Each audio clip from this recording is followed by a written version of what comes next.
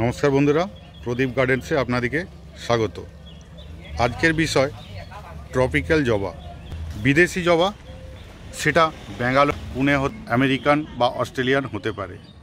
দেশি জবা অপেক্ষা এই ট্রপিক্যাল জবার পরিচর্যা আমরা একটু আলাদা, তবে কয়েকটি টিপস ফলো করলে আপনার জবা গাছে সারা বছর প্রায় কম বেশি ফুল আসবে।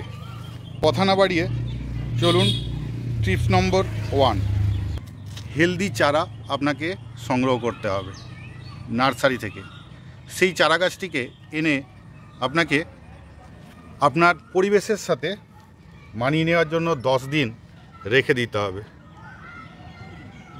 এরপর হচ্ছে টিপস নম্বর 2। সেটা কি? মাটি প্রস্তুতি। জবা গাছের মাটি ফোরাস ও ঝুরঝুরে, হালকা ও আম্লিক প্রকৃতির হওয়া প্রয়োজন।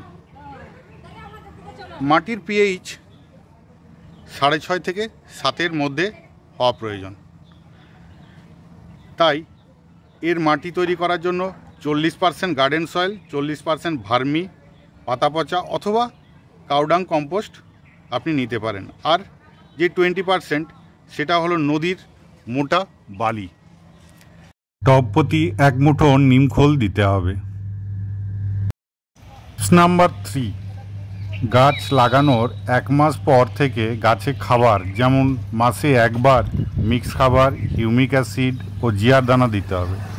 এছাড়া সপ্তাহে আপনার কিচেন কম্পোস্ট দিতে পারেন বা সর্ষের খোল পচা জল, এছাড়া ঘুটে ভেজানো জল বা পেঁয়াজের খোসার জল আপনি দিতে পারেন। Tips number 4। জবা গাছে পাতা কুঁকড়ে যায়। মাইটস, এপিডস, সাদামাছি, মিলিবাগ এর আক্রমণ হয়। তাই প্রতি 7 দিন ছাড়া জৈব কীটনাশক কাকা 1 লিটার জলে 2 ml দিয়ে পাতায় ভালোভাবে স্প্রে করতে হবে। টিপস নম্বর 5। টবে মাটি কখনোই পুরো শুকনো হতে দেওয়া যাবে না। প্রয়োজন মতো দিনে 2 বার জল দিতে হবে, কারণ মাটি শুকিয়ে গেলে মাটি মধ্যস্থ যে উপকারী যে অণুজীবগুলি আছে সেগুলি জৈব পদার্থ থেকে গাছের উপযোগী খাবার তৈরি করতে পারে না, ফলে গাছ খাবার গ্রহণ করতে পারে না। টিপস নম্বর 6। অতিরিক্ত গরমের সময় এই ট্রপিক্যাল জবাগুলি অন্তত 50% গ্রিন নেট, এই যে দেখুন 50% গ্রিন নেটের নিচে রাখতে হবে, না হলে কুঁড়ি শুকিয়ে যাবে বা পাতা পুড়ে যাবে। 38 ডিগ্রি সেন্টিগ্রেড তাপমাত্রার উপরে হলে জবা গাছের পত্ররন্ধ্র বন্ধ হয়ে যায়, ফলে গাছ বাষ্পমোচন করতে পারে না। তাই গাছের শরীর ঠান্ডা হয় না, তাই পাতা পুড়ে যায়। টিপস নম্বর 7।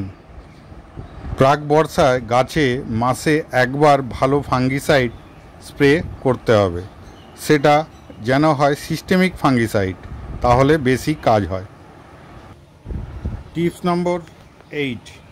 গাছের কুঁড়ি দেখা গেলেই গাছে 20-20-20 বা 0-0-50 এই ওয়াটার সলিউবল এনপিকে গাছের গোড়ায় 2 গ্রাম প্রতি লিটার জলে গুলে দেবেন। দেখবেন ফুলের সাইজ ও গাছের পাতা সবুজ থাকবে।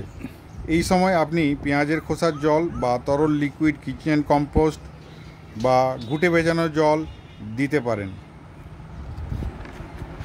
আপনি ভাবছেন যে 20-20-20 বা 0-0-50 মাটিতে দিতে বলা হলো কেন?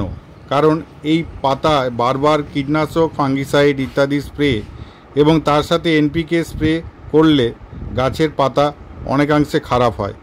তাই 20-20-20 বা 0-0-50 মাটিতে দিলে ভালো কাজ হয়, এটা আমি দেখেছি।